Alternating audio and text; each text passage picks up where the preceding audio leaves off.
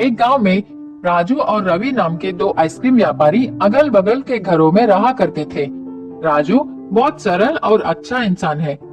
वह गरीब था, इस कारण एक छोटा आइसक्रीम ट्रॉली चलाकर अपना जीवन बिताता था। रवि घमंड और ईर्ष्या स्वभाव का था। राजू की उस छोटे ट्रक को देखकर उसका मजाक उड़ाता था। हर दिन सुबह राजू और रवि आइसक्रीम बेचने अलग अलग रास्ते में जाते थे। स्कूल का समय होते ही दोनों वहां पहुंचते थे। स्कूल के सारे बच्चे राजू के पास ही आकर आइसक्रीम खरीदते थे।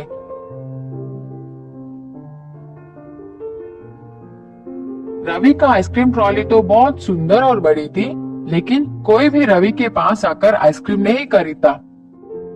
उतने में एक गरीब लड़का रवि के पास आकर कुछ खाने के लिए मांगता है।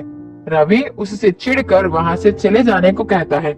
बच्चा बहुत दुखी हो गया, एक बेंच पर बैठकर भूख से रोने लगा। राजू को उस बच्चे की ऐसी हालत देखकर अपनी बचपन याद आई। राजू की बचपन भी ऐसे ही भी थी, वो भी एक अनाथ था।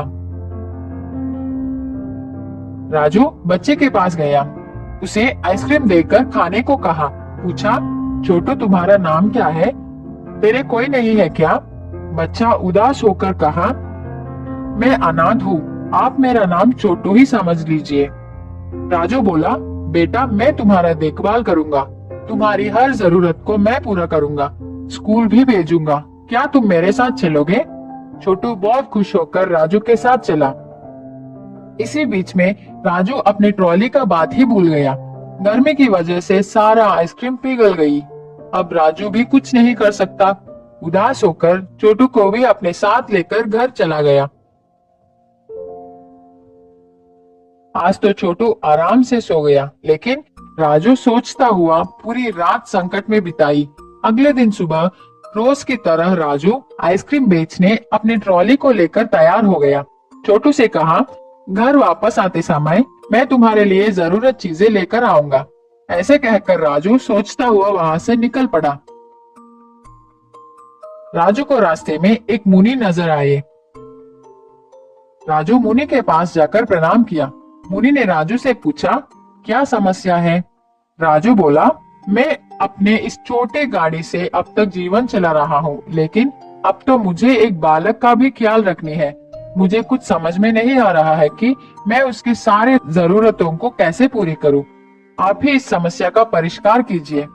मुनि ने कहा, मैं सब समझ गया, मैं तुझे एक बड़ा जादुई आइसक्रीम ट्रॉली दे रहा हूँ, अब यही तुम्हारी समस्याओं को संभालेगी।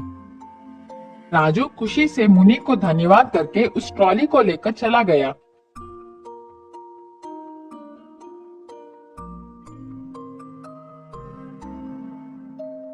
रास्ते में आइसक्रीम बेचता हुआ जा रहा था। इतने में उसको शक लगा कि इतने सारे आइसक्रीम कहाँ से आ रहे हैं, मैं तो इतना नहीं लाया। वह डब्बे को खोलकर देखा तो राजू चौंक गया। उसको समझ आ गया कि ये सब मुनि की महिमा है। रोज की तरह राजू स्कूल के पास आ गया। रवि को राजू की इस नई ट्रॉली को देखकर जलन होने लगा। राजू को इस दिन अच्छा व्यापार हुआ, बहुत पैसे भी मिले। उन पैसों से राजू छोटू के लिए नए बैग, पुस्तक, कपड़े खरीदकर घर लौटा। छोटू बहुत खुश हो गया।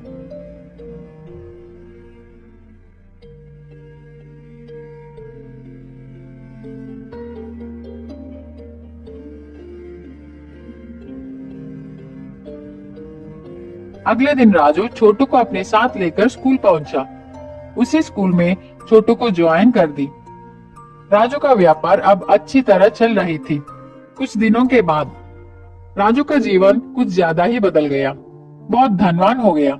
छोटू भी बहुत खुश है। रवि राजू की इस खुशी को सह नहीं पाया। उसको लगा, क्या ये आदमी आइसक्रीम बेच के इतना ज्यादा कैसे कमा रहा है? जरूर इस ट्रॉली में कुछ तो गड़बड़ है। मैं आज रात ही इस बात को पता लगाऊंगा। रात का समय, सब लोग सोने के बाद रवि चुपके से राजू की आइसक्रीम ट्रॉली के पास आकर ट्रॉली के अंदर देखा। उसको तो खाली आइसक्रीम छड़ी दिखाई पड़ी, लेकिन शक के कारण रवि एक हथौड़े से मार मार कर उस ट्रॉली का सर्वनाश कर दिया। रवि को लगा कि कोई जाग गया है। वह तुरंत वहां से भाग गया। अगले दिन सुबह उठकर घर से बाहर आकर देखा तो वह चौंक गया। उसकी ट्रॉली तो टूट गई थी। रवि राजू की ट्रॉली को देखा, वह तो ठीक है। रवि